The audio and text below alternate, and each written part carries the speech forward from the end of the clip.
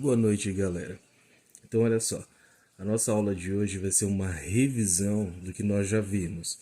Como no aplicativo, né, lá do Centro de Mídias de São Paulo, a aula de geografia que teve foi justamente essa revisão, então nós vamos fazer aqui.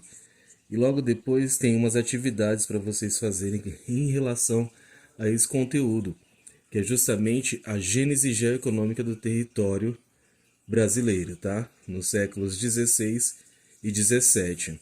Então, a primeira coisa que nós temos que compreender é justamente esses termos, né, geográficos muito utilizados, por exemplo, espaço geográfico, que é justamente aquele espaço, né, que é modificado pelo homem, é o espaço de interação entre o homem e a natureza.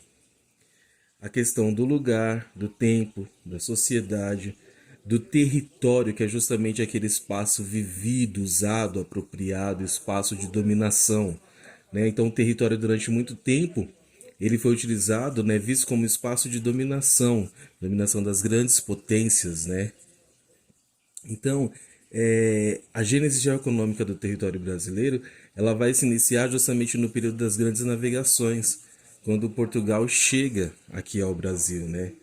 Só que é bom lembrarmos que bem antes de Portugal chegar aqui, que já existiam os índios, que todo mundo sabe, todo mundo já está careca de saber disso, né? Há uma datação de que pelo menos 15 mil anos, tá?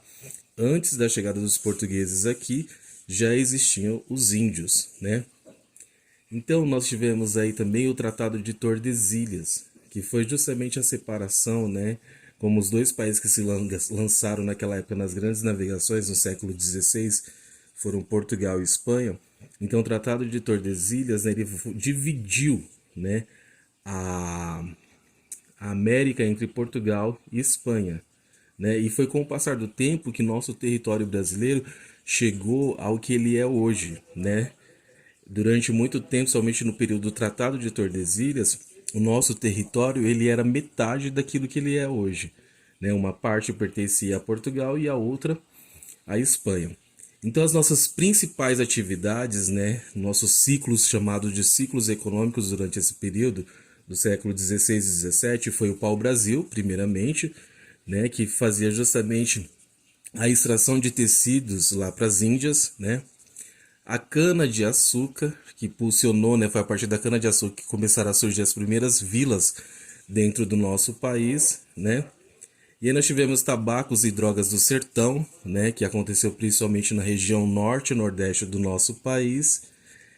E, por fim, a agropecuária, né? Então, durante esses dois séculos, 16 e 17, né, esses foram os principais ciclos econômicos que impulsionaram, né, a economia do nosso país e o crescimento do mesmo, né?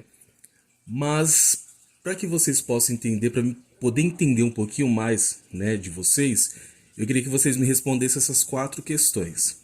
A primeira é justamente qual a atividade econômica que impulsionou a sua região. Então eu quero que vocês respondam isso. Pensem bem, principalmente se vier à sua mente a industrialização.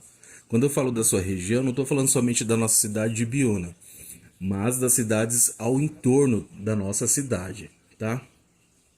A segunda, como você imagina que era o Brasil antes do descobrimento?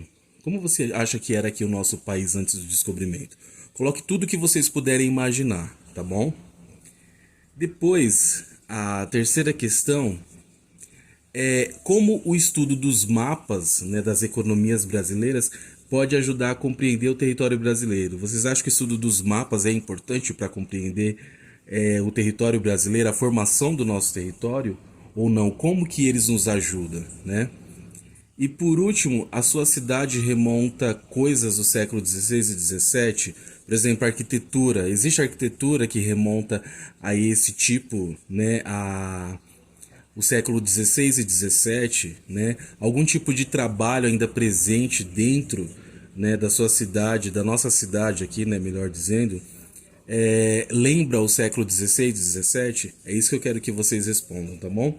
Então vocês vão responder no caderno e depois mostra pra mim, tá bom? Quem quiser ter a opção também, pode gravar essas respostas em áudio e aí manda pra mim. Pode mandar no particular também, tá bom? Só se identifica, tá bom? Tchau, tchau, gente.